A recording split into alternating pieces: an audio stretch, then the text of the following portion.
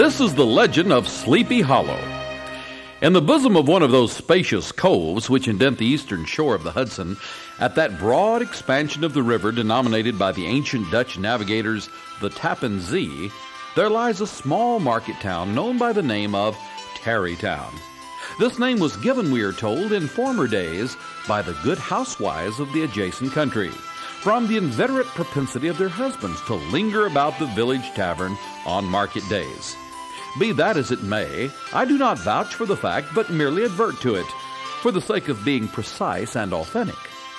Now, not far from this village, perhaps about 2 miles, there is a little valley which is one of the quietest places in the whole world. A small brook glides through it, with just murmur enough to lull one to repose, and the occasional whistle of a quail, or tapping of a woodpecker, is almost the only sound that ever breaks upon the uniform tranquility.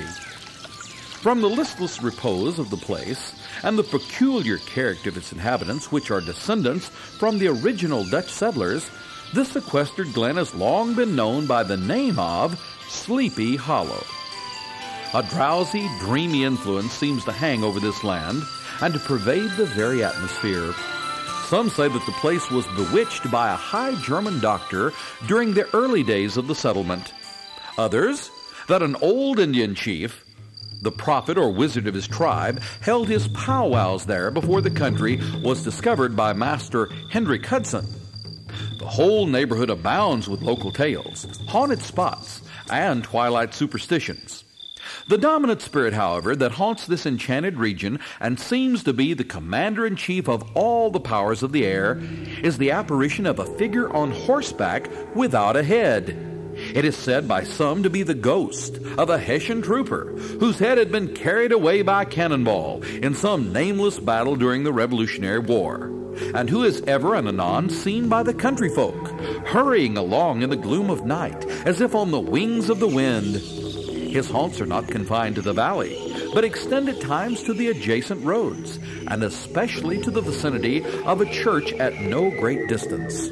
Indeed, certain of the most authentic historians of those parts, who have been careful in collecting and collating the floating facts concerning this specter, allege that the body of the trooper, having been buried in the churchyard, the ghost rides forth to the scene of battle in nightly quest of his head, and that the rushing speed with which he sometimes passes along the hollow like a midnight blast is owing to his being belated and in a hurry to get back to the churchyard before daybreak.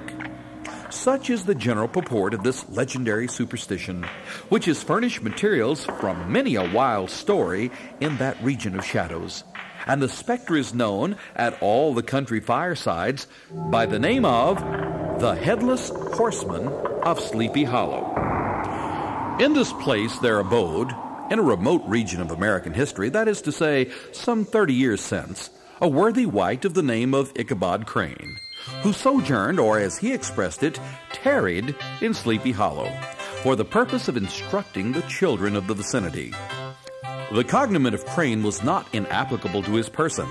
He was tall but exceedingly lank, with narrow shoulders, long arms and legs, hands that dangled a mile out of his sleeves, feet that might have served for shovels, and his whole frame most loosely hung together. His head was small and flat at top, with huge ears, large green glassy eyes, and a long snipe nose, so that it looked like a weathercock perched upon his spindle neck, to tell which way the wind blew. To see him striding along the profile of a hill on a windy day, with his clothes bagging and fluttering about him, one might have mistaken him for the genius of famine descending upon the earth, or some scarecrow eloped from a cornfield. When school hours were over, he would convoy some of the small children who happened to have pretty sisters, or good housewives for mothers, noted for the comforts of the cupboard. Indeed, it behooved him to keep on good terms with his pupils. The revenue arising from his school was small, and would have been scarcely sufficient to furnish him with daily bread, for he was a huge feeder, and though lank, had the dilating powers of an anaconda. But to help out his maintenance, he was, according to country custom in those parts, boarded and lodged at the homes of the farmers, whose children he instructed. With these he lived successively a week at a time, thus going the rounds of the neighborhood, with all his worldly effects tied up in a cotton handkerchief. That all this might not be too onerous on the purses of his rustic patrons, who are apt to consider the costs of schooling a grievous burden, and schoolmasters as mere drones, he had various ways of rendering himself both useful and agreeable. He assisted the farmers occasionally in lighter labors of their farms, helped to make hay, mended the fences, took the horses to water, drove the cows from pasture, and even cut wood for the winter fire. He found particular favor in the eyes of the mothers by petting the children, particularly the youngest, and like the lion bold, which so magnanimously the lamb did hold, he would sit with the child on one knee and rock a cradle with his foot for whole hours together. The schoolmaster is generally a man of some importance in the female circle of a rural neighborhood, being considered a kind of idle gentleman-like personage, of vast superior taste and accomplishments to the rough country swains, and indeed inferior in learning only to the parson. He was, moreover, esteemed by the women as a man of great erudition, for he had read several books quite through, and was a perfect master of Cotton Mather's History of New England Witchcraft, in which, by the way, he most firmly and potently believed. It was often his delight to stretch himself on the rich bed of clover, bordering the little brook that whimpered by his schoolhouse, and there con over old Mather's direful tales until the gathering dusk of evening made the printed page a mere mist before his eyes. Then, as he wended his way by swamp and stream and awful woodland to the farmhouse where he happened to be quartered, every sound of nature at that witching hour fluttered his excited imagination. The moan of the whippoorwill from the hillside, the boding cry of the tree toad, the dreary hooting of the screech owl, or the sudden rustling in the thicket of birds frightened from their roost. His only resource on such occasion, either to drown thought or to drive away evil spirits, was to sing psalm tunes, and the good people of Sleepy Hollow, as they sat by their doors of an evening, were often filled with awe at hearing his nasal melody floating from the distant hill or along the dusky road. Another of his sources of fearful pleasure was to pass long winter evenings with the old Dutch wives and listen to their marvelous tales of ghosts and goblins, and haunted fields, and haunted brooks, and haunted bridges, and haunted houses, and particularly of the Headless Horseman, or Galloping Hessian of the Hollow, as they sometimes called him. But if there was a pleasure in all this, it was dearly purchased by the terrors of his subsequent walk homewards. What fearful shapes and shadows beset his path, amidst the dim and ghastly glare of the snowy night! How often was he appalled by some shrub covered with snow, which like a sheeted specter beset his very path! How often did he shrink with curdling awe at the sound of his own steps on the frosty crust beneath his feet, and dread to look over his shoulder, lest he should behold some uncouth being tramping close behind him. And how often was he thrown into complete dismay by some rushing blast howling among the trees, in the idea that it was the Galloping Hessian on one of his nightly scourings. All these, however, were mere terrors of the night, phantoms of the mind that walk in darkness, and he would have passed a pleasant life of it, in despite of the devil and all his works, if his path had not been crossed by a being that causes more perplexity to mortal man than ghosts, goblins, and the whole race of witches put together. And that was a woman. Among his students was Katrina Van Tassel, the daughter and only child of a substantial Dutch farmer. She was a blooming lass of fresh 18, plump as a partridge, and universally famed not merely for her beauty, but her vast expectations. She was withal a little of a coquette, as might be perceived even in her dress. Ichabod Crane had a soft and foolish heart toward the weaker sex, and it is not to be wondered at that so tempting a morsel soon found favor in his eyes, more especially after he had visited her in her paternal mansion.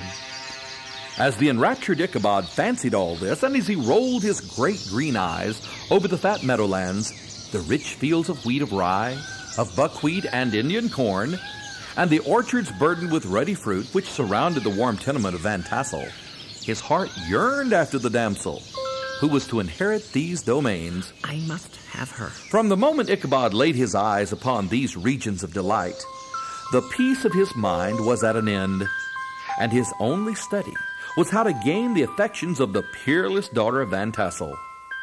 In this enterprise, however, he had more real difficulties than generally fell the lot of a knight-errant of yore, who seldom had anything but giants, enchanters, fiery dragons, and such like easily conquered to contend with. Ichabod, on the contrary, had to win his way to the heart of a country coquette, beset with a labyrinth of whims and caprices, and he had to encounter hosts of fearful adversaries of real flesh and blood, the numerous rustic admirers who beset every portal to her heart, keeping a watchful and angry eye upon each other, but ready to fly out in the common cause against any new competitor. Among these, the most formidable was a burly, roaring, roistering blade of a name of Abraham, or, according to the Dutch abbreviation, Brom van Brunt, the hero of the country round, which rung with his feats of strength and hardihood. He was broad-shouldered and double-jointed, with short curly black hair and a bluff but not unpleasant countenance, having a mingled air of fun and arrogance. From his Herculean frame and great powers of limb, he had received the name of Brom Bones, by which he was universally known. He was famed for great knowledge and skill in horsemanship, being as dexterous on horseback as a Tartar. He was always ready for either a fight or a frolic, but had more mischief than ill will in his composition. And with all his overbearing roughness, there was a strong dash of waggish good humor at bottom. The neighbors looked upon him with a mixture of awe, admiration, and goodwill, and when any madcap prank or rustic brawl occurred in the vicinity, always shook their heads and warranted Brom Bones was at the bottom of it. This hero had for some time singled out the blooming Katrina for the object of his uncouth gallantries, and though his amorous toyings were something like the gentle caresses and endearments of a bear, yet it was whispered that she did not altogether discourage his hopes. Certain it is, his advances were signals for rival candidates to retire, who felt no inclination to cross a line in his amours, insomuch that when his horse was seen tied to Van Tassel's paling of a Sunday night, a sure sign that his master was courting, or as it is termed, sparking, within, all other suitors passed by in despair and carried the war into other quarters. Such was the formidable rival with whom Ichabod Crane had to contend, and considering all things, a stouter man than he would have shrunk from the competition, and a wiser man would have despaired. He had, however, a happy mixture of pliability and perseverance in his nature. He was in form and spirit like a supple jack yielding, but tough. Though he bent, he never broke. And though he bowed beneath the slightest pressure, yet the moment it was away, jerk! He was as erect and carried his head as high as ever. Ichabod, therefore, made his advances in a quiet and gently insinuating manner. Under cover of his character of schoolmaster, he made frequent visits at the farmhouse. Ichabod would carry on his suit with the daughter by the side of the spring under the great elm, or sauntering along in the twilight, that hour so favorable to the lover's eloquence. And from the moment Ichabod Crane made his advances, a deadly feud arose between Brom Bones and the preceptor of Sleepy Hollow. Brom, who had a degree of rough chivalry in his nature, would fain have carried matters to open warfare. But Ichabod was too conscious of the superior might of his adversary to enter the lists against him. He had overheard a boast of Bones that he would double the schoolmaster up and lay him on a shelf of his own schoolhouse. And he was too wary to give him the opportunity. There was something extremely provoking in this obstinately pacific system. It left Brom no alternative but to draw upon the funds of rustic waggery in his disposition, and to play off boorish practical jokes upon his rival. Ichabod became the object of whimsical persecution to Bones and his gang of rough riders. They harried his hitherto peaceful domains, smoking out his singing school by stopping up the chimney, broke into the schoolhouse at night, and turned everything topsy-turvy, so that the poor schoolmaster began to think all the witches in the country held their meetings there. In this way, matters went on for some time, without producing any material effect on the relative situations of the contending powers. On a fine autumn afternoon, a man came clattering up to the school door with an invitation to Ichabod to attend a merrymaking or quilting frolic to be held that evening at Van Tassel's. The scholars were hurried through their lessons, and the whole school was turned loose an hour before the usual time, bursting forth like a legion of young imps in joy at their early emancipation. The gallant Ichabod now spent at least an extra half hour at the toilette, brushing and furbishing up his vest, and indeed his only suit of rusty black, and arranging his looks by a bit of broken looking-glass that hung upon the schoolhouse. That he might make his appearance before his mistress in the true style of a cavalier, he borrowed a horse from the farmer with whom he was domiciled, and thus gallantly mounted, issued forth like a knight-errant in quest of adventures. The animal he bestrode was a broken-down plow horse that had outlived almost everything but his viciousness. He was gaunt and shagged, with an ewe-neck and a head like a hammer. His rusty mane and tail were tangled and knotted with burrs. One eye had lost its pupil and was glaring and spectral, but the other had the gleam of a genuine devil in it. Still, he must have had fire and metal in his day, if we may judge from the name he bore of Gunpowder. Ichabod was a suitable figure for such a steed. He rode with short stirrups, which brought his knees nearly up to the pommel of the saddle. His sharp elbows stuck out like grasshoppers. He carried his whip perpendicularly in his hand like a scepter, and as his horse jogged on, the motion of his arms was not unlike the flapping of a pair of wings. A small wool hat rested on the top of his nose, for so his scanty strip of forehead might be called, and the skirts of his black coat fluttered out almost to the horse's tail. Such was the appearance of Ichabod and his steed as they shambled out of the gate, and it was altogether such an apparition as is seldom to be met with in broad daylight. As Ichabod jogged slowly on his way, his eye ranged with delight over the treasures of jolly autumn.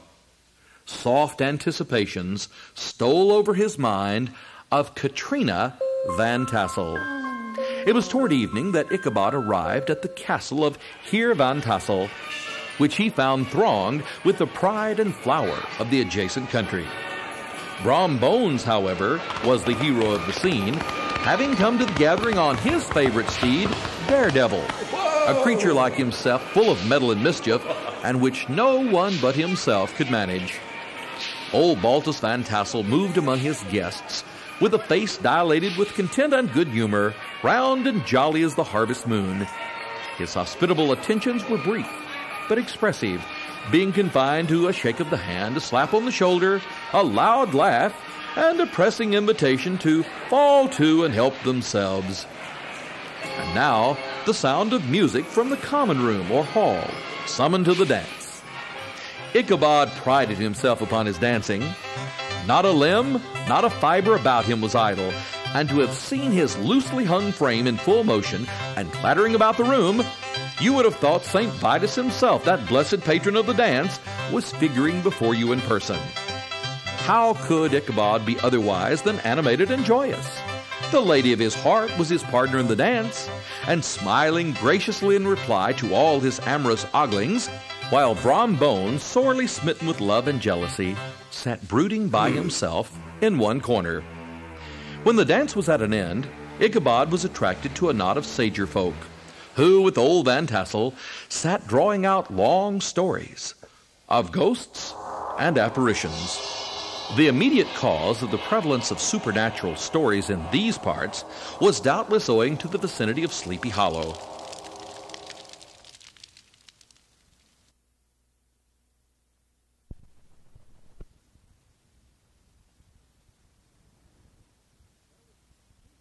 There was a contagion in the very air that blew from the haunted region. Many dismal tales were told about funeral trains, and mournful cries and wailings heard and seen about the great tree where the unfortunate Major Andre was hanged, which stood in the neighborhood. Some mention was made also of the woman in white that haunted the dark glen at Raven Rock, and was often heard to shriek on winter nights before a storm, having perished there in the snow. The chief part of the stories, however, turned upon the favorite specter of Sleepy Hollow, the Headless Horseman, who had been heard several times of late, patrolling the country, and it was said, tethered his horse nightly among the graves in the churchyard. The sequestered situation of the church seemed always to have made it a favorite haunt of troubled spirits. It stands on a knoll surrounded by locust trees and lofty elms, from among which its decent, whitewashed walls shine modestly forth, like Christian purity beaming through the shades of retirement. On one side of the church extends a white woody dell, along which raves a large brook among broken rocks and trunks of fallen trees. Over a deep black part of the stream, not far from the church, was formerly thrown a wooden bridge. The road that led to it and the bridge itself were thickly shaded by overhanging trees, which cast a gloom about it, even in the daytime, but occasioned a fearful darkness at night. Such was one of the favorite haunts of the Headless Horseman, and the place where he was most frequently encountered. The tale was told of old Brower, a most heretical disbeliever in ghosts, how he met the horseman returning from his foray into Sleepy Hollow, and was obliged to get up behind him, how they galloped over bush and brake, over hill and swamp, until they reached the bridge, when the horseman suddenly turned into a skeleton, threw old Brower into the brook, and sprang away over the treetops with a clap of thunder. This story was immediately matched by a thrice marvelous adventure of Brom Bones, who made light of the galloping Hessian as an errant jockey. He affirmed that on returning one night from the neighboring village of Sing Sing, he had been overtaken by this midnight trooper, that he had offered to race with him for a bowl of punch, and should have won it too, for Daredevil beat the goblin horse all hollow. But just as they came to the church bridge, the Hessian bolted and vanished in a flash of fire. All these tales, told in that drowsy undertone with which men talk in the dark, the countenances of the listeners only now and then receiving a casual gleam from the glare of a pipe, sunk deep into the mind of Ichabod. He repaid them in kind with large extracts from his invaluable author, Cotton Mather, and added many very marvelous events that had taken place in his nightly walks about Sleepy Hollow. The revel now gradually broke up. Ichabod lingered behind, according to the custom of country lovers, to have a tete-a-tete with the heiress, fully convinced that he was now on the high road to success. What passed at this interview, I will not pretend to say, for in fact, I do not know. Something, however, I fear me, must have gone wrong, for he certainly sallied forth, after no very great interval, with an air quite desolate and chopfallen. Ichabod stole forth with the air of one who had been sacking a hen roost, rather than a fair lady's heart. Without looking to the right or left, he went straight to the stable, and with several hearty cuffs and kicks, roused his steed most uncourteously from the comfortable quarters in which he was soundly sleeping. It was the very witching time of night that Ichabod, heavy-hearted and crestfallen, pursued his travel homewards along the sides of the lofty hills which rise above Tarrytown, and which he had traversed so cheerily in the afternoon. The hour was as dismal as himself. Far below the Tappan Zee spread its dusky and indistinct waste of waters, with here and there the tall mast of a sloop riding quietly at anchor under the land. In the dead hush of midnight, he could even hear the barking of the watchdog from the opposite shore of the Hudson. But it was so vague and faint as to only give him an idea of his distance from this faithful companion of man. Now and then, too, the long-drawn crowing of a cock, accidentally awakened, would sound far, far off from some farmhouse away among the hills, but it was like a dreaming sound in his ear. No signs of life occurred near him, but occasionally the melancholy chirp of a cricket, or perhaps the guttural twang of a bullfrog from the neighboring marsh, as if sleeping uncomfortably and turning suddenly in his bed. All the stories of ghosts and goblins that he had heard in the afternoon now came crowding upon his recollection. The night grew darker and darker. The stars seemed to sink deeper in the sky, and the driving clouds occasionally hid them from his sight. He had never felt so lonely and dismal. He was, moreover, approaching the very place where many of the scenes of the ghost stories had been laid. In the center of the road stood an enormous tulip tree, which towered like a giant above all the trees of the neighborhood and formed a kind of landmark. Its limbs were gnarled and fantastic, large enough to form trunks for ordinary trees, twisting down almost to the earth and rising again into the air. The common people regarded it with a mixture of respect and superstition, partly from the tales of strange sights and doleful lamentations told concerning it.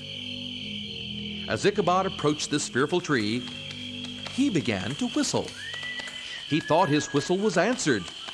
It was but a blast sweeping sharply through the dry branches. As he approached a little nearer, he thought he saw something white hanging in the midst of the tree. He paused and ceased whistling, but on looking more narrowly, perceived that it was a place where the tree had been scathed by lightning, and the white wood lay bare. Suddenly, he heard a groan. His teeth chattered, and his knees smote against the saddle. It was but the rubbing of one huge bough upon another, as they were swayed about by the breeze. He passed the tree in safety, but new perils lay before him. About 200 yards from the tree, a small brook crossed the road and ran into the marshy and thickly wooded glen. A few rough logs, laid side by side, served for a bridge over the stream. On that side of the road, where the brook entered the wood, a group of oaks and chestnuts threw a cavernous gloom over it. To pass this bridge was the severest trial. This has ever been considered a haunted stream, and fearful of the feelings of a schoolboy who has to pass it alone after dark. As he approached the stream, his heart began to thump. He, however, summoned all his resolution, gave his horse half a score of kicks in the ribs, and attempted to dash briskly across the bridge. But instead of starting forward, the perverse old animal made a lateral movement and ran broadside against the fence.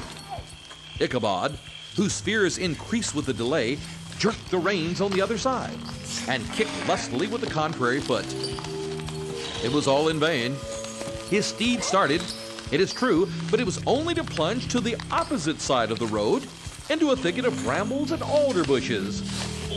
The schoolmaster now bestowed both whip and heel upon the starveling ribs of old Gunpowder, who dashed forward, snuffling and snorting, but came to a stand just by the bridge with a suddenness that had nearly sent his rider sprawling over his head. Just at this moment, a plashy tramp by the side of the bridge caught the sensitive ear of Ichabod.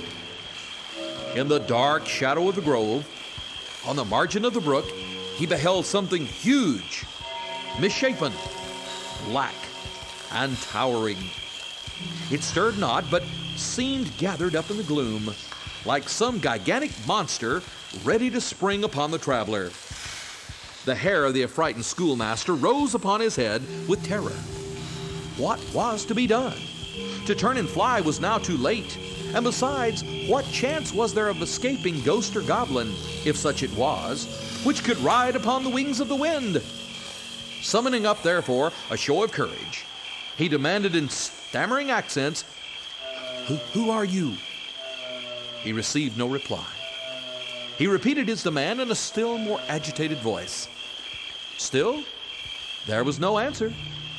Once more he cudgeled the sides of the inflexible Gunpowder, and shutting his eyes, broke forth with involuntary fervor into a psalm tune.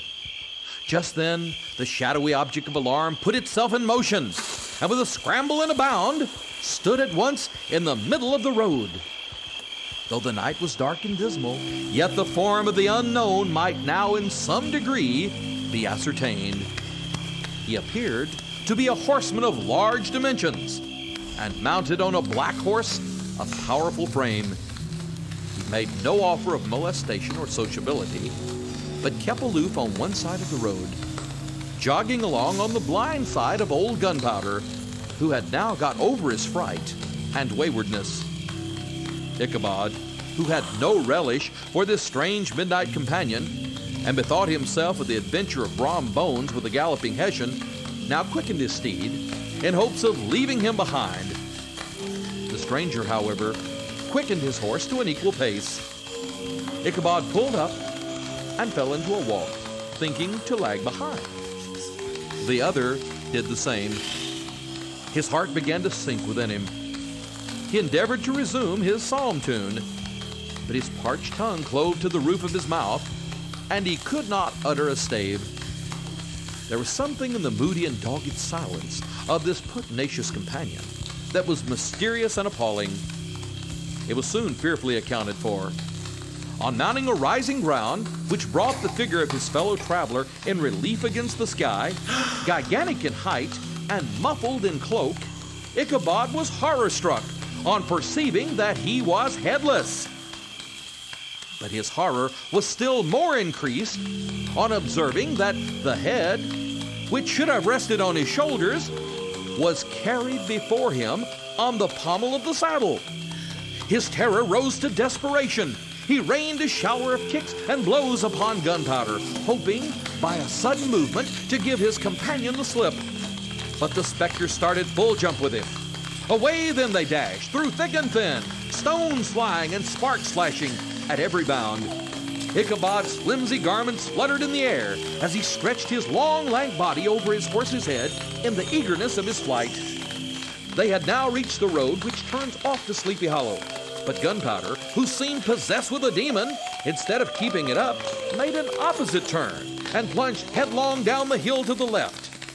This road leads through a sandy hollow shaded by trees for about a quarter of a mile, where it crosses the bridge famous in the Goblin story, and just beyond the swells of the green knoll on which stands the whitewashed church. As yet the panic of the steed had given his unskillful rider an apparent advantage in the chase. But just as he had got halfway through the hollow, the girths of his saddle gave way, and he felt it slipping from under him. He seized it by the pommel and endeavored to hold it firm, but in vain, and just in time to save himself by clasping old Gunpowder round the neck, when the saddle fell to earth and he heard it trampled underfoot by his pursuer.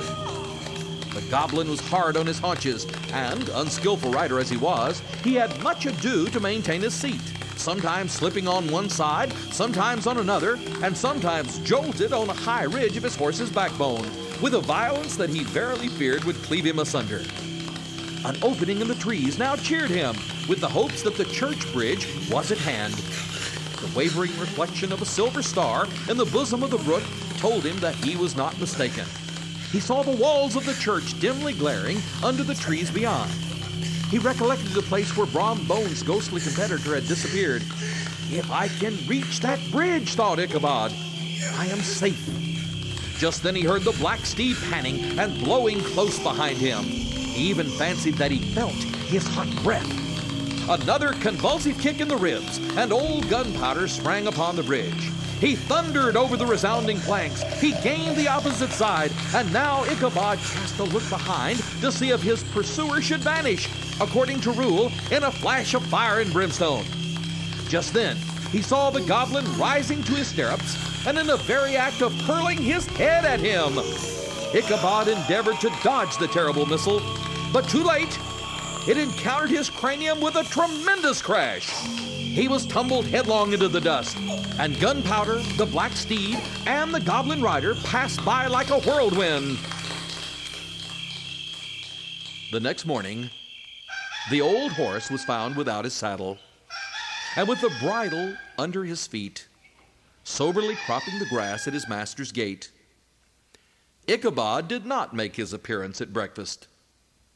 Dinner hour came, but no Ichabod. The boys assembled at the schoolhouse and strolled idly about the banks of the brook, but no schoolmaster. An inquiry was set afoot, and after diligent investigation, they came upon his traces.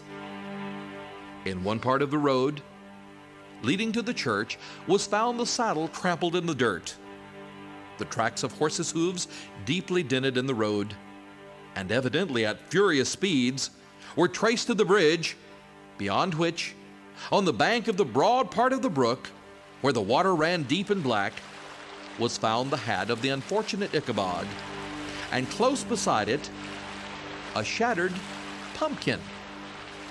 The brook was searched, but the body of the schoolmaster was not to be discovered. They examined the bundle which contained all his worldly effects. They consisted of 2 shirts and a half, 2 stocks for the neck, a pair of 2 worsted stockings, an old pair of corduroy small clothes, a rusty razor, a book of psalm tunes full of dog's ears, and a broken pitch pipe. As to the books and furniture of the schoolhouse, they belonged to the community, excepting Cotton Mather's History of Witchcraft, a New England almanac, and a book of dreams and fortune-telling, in which last was a sheet of foolscap, much scribbled and blotted, in several fruitless attempts to make a copy of verses in honor of the heiress Van Tassel. These magic books and the poetic scrawl were forthwith consigned to the flames by Hans von Ripper, who from that time forward determined not to send his children to school anymore, observing that he never knew any good to come from reading and writing. Whatever money the schoolmaster possessed, and he had received his quarter's pay but a day or 2 before, he must have had about his person at the time of his disappearance. The mysterious event caused much speculation at the church on the following Sunday. Knots of gazers and gossips were collected in the churchyard, at the bridge, and at the spot where the hat and pumpkin had been found. The stories of Brower, of Bones, and a whole budget of others were called to mind. And when they had diligently considered them all and compared them with the symptoms of the present case, they shook their heads and came to the conclusion that Ichabod had been carried off by the galloping Hessian. As he was a bachelor and in nobody's debt, nobody troubled his head any more about him. The school was removed to a different quarter of the hollow, and another schoolmaster reigned in his stead. It is true, an old farmer who had been down to New York on a visit several years after, and from whom this account of the ghostly adventure was received, brought home the intelligence that Ichabod Crane was still alive, that he had left the neighborhood partly through fear of the goblin, and partly in mortification at having been suddenly dismissed by the heiress, that he had changed his quarters to a distant part of the country, had kept school and studied law at the same time, had been admitted to the bar, turned politician, electioneered, written for the newspapers, and finally had been made a justice of the 10-pound court.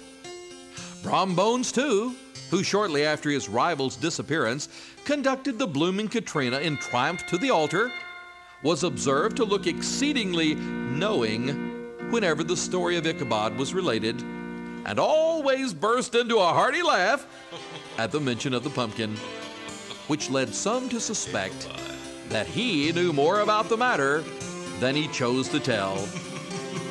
The old country wives, however, who are the best judges of these matters, maintain to this day that Ichabod was spirited away by supernatural means, and it is a favorite story often told about the neighborhood round the winter evening fire. The bridge became more than ever an object of superstitious awe. The schoolhouse was soon deserted and fell to decay, but it is reported to be haunted by the ghost of the unfortunate schoolmaster. Many a plowboy, loitering homeward on a still summer evening, has often fancied his voice at a distance, chanting a melancholy psalm tune among the tranquil solitudes of Sleepy Hollow.